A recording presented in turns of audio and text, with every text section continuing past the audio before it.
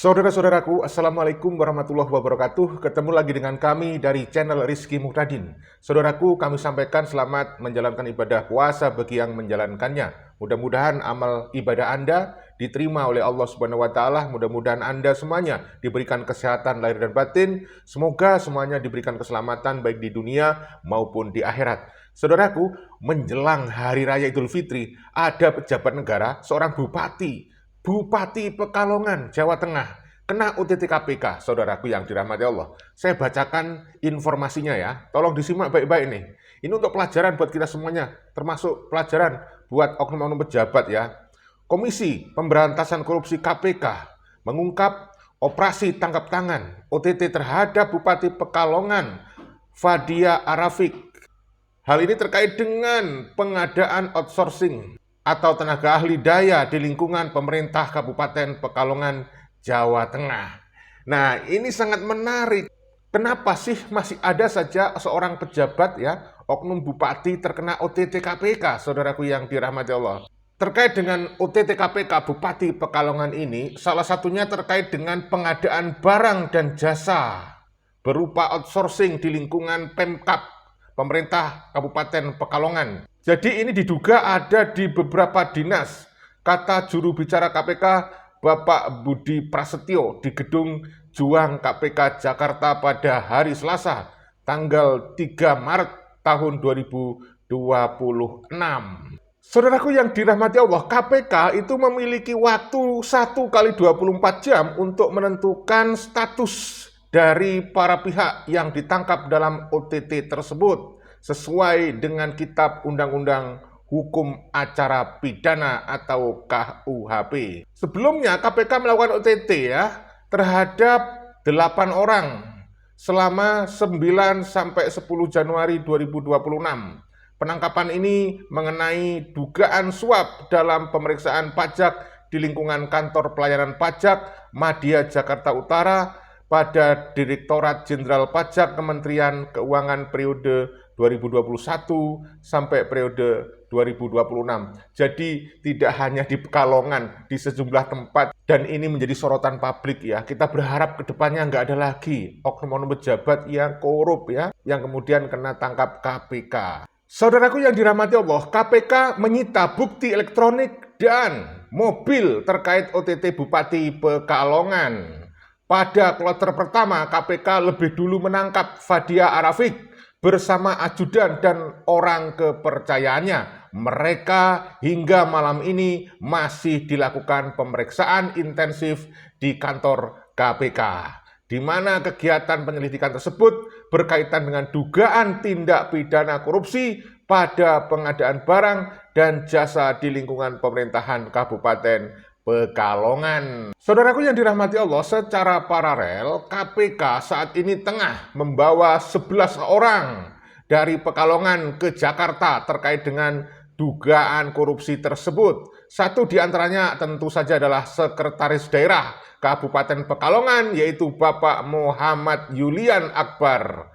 Tim KPK juga mengamankan sejumlah pihak di Pekalongan dan saat ini juga sedang berjalan dibawa ke Jakarta. Malam ini nanti akan tiba, ada sekitar 11 orang yang dibawa ke Jakarta. Salah satunya adalah Sekretaris Daerah Kabupaten Pekalongan tersebut. Saudaraku yang dirahmati Allah, kami ingatkan kembali agar mendukung channel ini dengan cara menekan subscribe, like, dan tanda lonceng. Kita berikan sejumlah video dari para netizen yang mengomentari terkait dengan OTT KPK Bupati Pekalongan. Berikut ini. Guys, lihat berita terbaru hari ini. Seorang wanita cantik bernama Farida Arafik, Bupati Pekalongan, terjerat OTT KPK. Saya semula tidak masuk akal saat membaca judul beritanya, matchkan dengan orangnya. Cantik. Tetapi itulah fakta hukum. Ternyata koruptor atau maling tidak mengenal apakah dia perempuan dan cantik ataukah laki-laki dan sebagainya. Ya, kalau maling saja. Sayangnya, sekali lagi ini seorang ibu rumah tangga, kepala daerah. Seharusnya dalam dirinya melekat teladan terbaik. Karena ibu rumah tangga itu kan memberikan contoh terbaik untuk anak-anaknya dalam rumah tangga. Meletakkan fondasi moral pertama bagi anak-anaknya. Apalagi kepala daerah harus memberikan contoh terbaik pada seluruh warganya. Tetapi lagi-lagi fakta hukum ini sudah menunjukkan tren yang berbeda. Tidak perlu dikatakan kategori perempuan atau laki-laki, semua kalau mau maling-maling saja. Alasannya belum jelasnya disampaikan oleh KPK kenapa di OTT. Tetapi pastikan ada kebijakannya, ada perilakunya yang menjadikan uang rakyat, uang negara, atau dirinya memperoleh manfaat materi dari kebijakan atau perilakunya itu. Kasihan negara ini. Kita cari pemimpinan terbaik sudah sulit.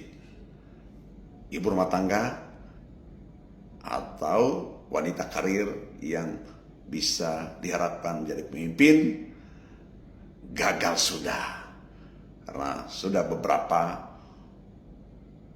pemimpin daerah, kepala daerah atau para pejabat perempuan juga korup. Aduh, bulan puasa ini. OTT KPK menjelang Lebaran. Kali ini yang kena OTT Bupati Pekalongan, Jawa Tengah, Faida Arafik. Teman-teman, ternyata kalau menjelang Lebaran tidak hanya pengusaha yang kejar setoran cari uang untuk membayar gaji dan THR para karyawan. Ternyata kepala daerah juga terjar setoran.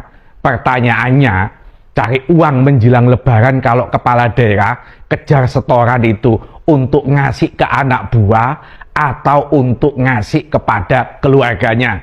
Ini yang akan dijawab di dalam pertanyaan-pertanyaan penyidik KPK kepada orang-orang yang kena OTT. Kita tahu pada bulan Maret ini, awal bulan Maret, KPK sudah melakukan OTT yang ke-7. Bayangin, 3 bulan berjalan, sudah 7 kepala daerah terjaring kena OTT KPK.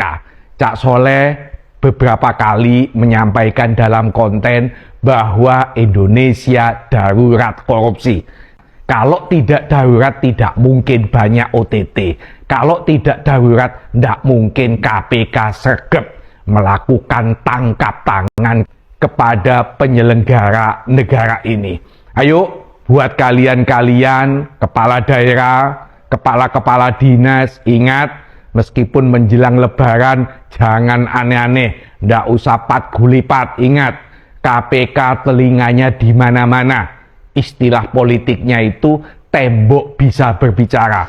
Meskipun kamu nggak sadar, kalau lagi dipantau KPK, hati-hati. Tiba-tiba kamu kena OTT.